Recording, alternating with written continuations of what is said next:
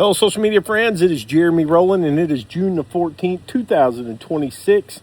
And this is Driveway with Jeremy, where I sit in a $25 dollar store chair in the driveway of my home with my two cats at my feet.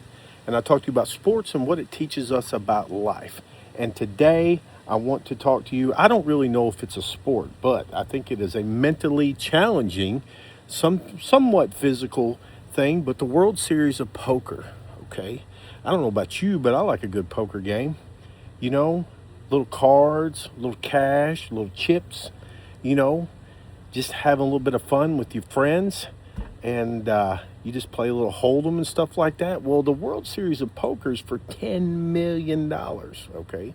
Now, that's $10 million grand prize, and the government's going to get their cut, and et cetera, et cetera, et cetera. Y'all know how it works. We never own anything in this world. But anyway, the reason why I wanted to bring up the World Series of Poker today and what it teaches us about life is because of the individual that is leading this thing. This guy's name is Lucas Jumalin, Jumalon. If I butchered the last name, I'm sorry. You'll probably never see me in your life. But anyway, you're 22 years old.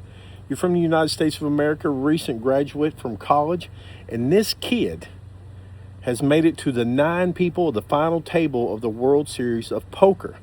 He has $194 million in chips. The next closest guy is a Rami Hammond from Canada, 36 years old. He's got 79 million. So this kid is on a roll, okay?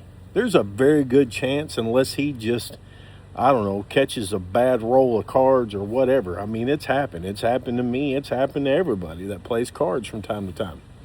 But this kid's probably going to win this at 22 years old. Now, here's what's interesting to me.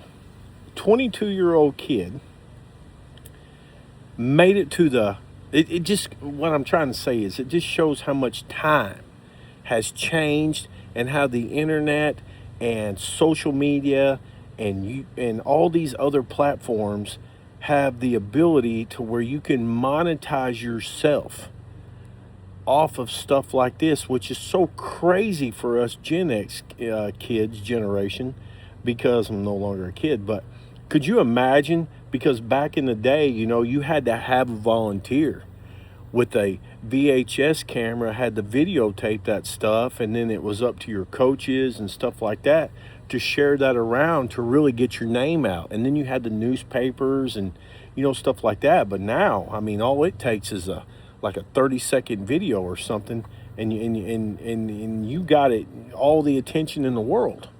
And this kid here, what I really, really want to know is at 22 years of age, talk about dedication.